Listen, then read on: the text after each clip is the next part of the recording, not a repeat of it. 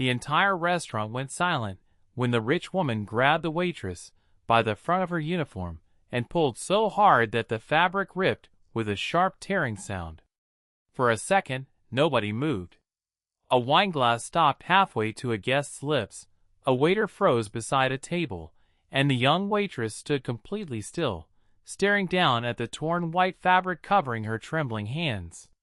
Her name was Grace Bennett, a 27-year-old woman who had learned long ago that when you have nothing, even standing up for yourself can feel like a luxury. But what happened next would change her life forever. Before we begin, if you believe in kindness, second chances, and the idea that one good person can change someone's entire life, please take a moment to like this video, share it with someone who needs a little hope, and subscribe to the channel. Because sometimes, the people who appear powerless are carrying the strongest hearts.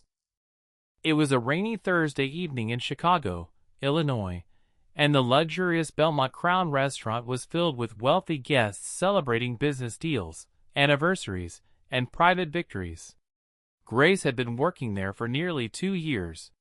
She never complained about the long shifts, the aching feet, or the customers who treated her as if she were invisible. Every paycheck mattered because she was supporting her younger brother, Caleb, who was studying at a community college while working part-time. Grace had promised their late mother that Caleb would have a chance at the education she herself never received. That promise kept Grace moving even on the nights when exhaustion made every step painful. That evening, one particular table belonged to Victoria Caldwell, a wealthy socialite known throughout Chicago for her expensive taste and intimidating personality. Victoria arrived wearing a silver designer dress and a diamond necklace that probably cost more than Grace's yearly salary. Beside her sat several friends who laughed nervously at everything she said. Grace served them carefully, but from the beginning, Victoria seemed determined to find something wrong. The soup was too warm. The bread was too cold. The music was too loud. Then, when Grace accidentally placed a glass slightly closer to Victoria than she preferred, Victoria's expression hardened. Grace apologized immediately and reached for the glass, but Victoria suddenly stood up and accused her of deliberately disrespecting her. Grace tried to remain calm. She had dealt with difficult customers before, but something about Victoria's anger felt personal. Victoria pointed at Grace's uniform and complained that the restaurant service had become embarrassing.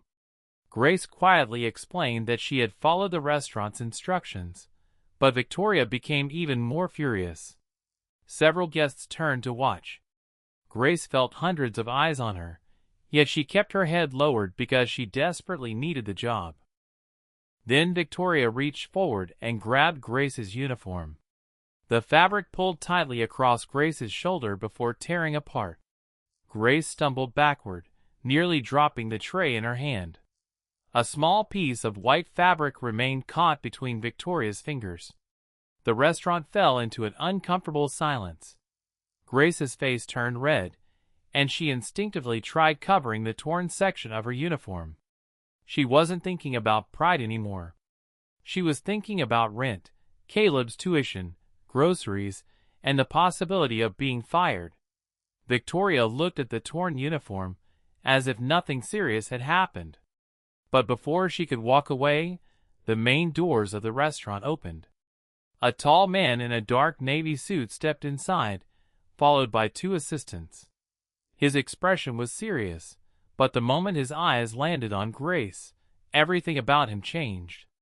His name was Jonathan Caldwell, one of the youngest billionaires in Chicago and the founder of a technology company that had recently become one of the most valuable private firms in the country. More importantly, he was Victoria's husband. Jonathan had not been expected that evening. He had returned from New York earlier than planned and decided to surprise his wife. But instead of finding a peaceful dinner, he saw his wife standing beside a frightened waitress holding a piece of torn fabric. He walked toward them slowly. Victoria's confidence disappeared almost immediately. She began explaining that Grace had made a mistake and that the situation had been misunderstood. But Jonathan didn't look at his wife. He looked at Grace. He noticed the way she was trying to hide her embarrassment, the trembling of her hands, and the tears she refused to let fall. Then he noticed something else. A tiny silver bracelet around Grace's wrist carried an engraved message. "For Mom, who taught me to be kind." Jonathan had seen that phrase before. Years earlier, before becoming a billionaire, Jonathan's own mother had worked as a hotel cleaner. She had taught him that wealth could buy comfort but never character. When he was struggling to build his first company, she had reminded him that the way a person treated someone who could offer them nothing revealed everything about their heart. Jonathan looked at Grace again and realized she was doing exactly what his mother had once done, standing quietly with dignity while someone more powerful tried to make her feel small. He immediately instructed the restaurant manager to bring Grace a private place where she could fix her uniform and told the staff that she would be paid for the rest of her shift whether she stayed or went home. Then he turned toward Victoria. He wasn't shouting. He didn't need to. His disappointment was far more powerful than anger. Victoria had expected Jonathan to defend her. Instead, he told her that money did not give anyone permission to humiliate another human being. He also told her that he had spent years building a company from nothing, and the reason he had succeeded was because people had helped him when he had nothing to offer them in return. Grace overheard those words from the hallway, but she didn't know why they affected her so deeply. She had spent years believing that wealthy people lived in a world completely separate from hers. Yet here was a billionaire standing up for a waitress, whose name he didn't even know. Then Jonathan learned the truth about Grace's life. The restaurant manager quietly explained that Grace had recently taken extra shifts because her brother needed tuition money.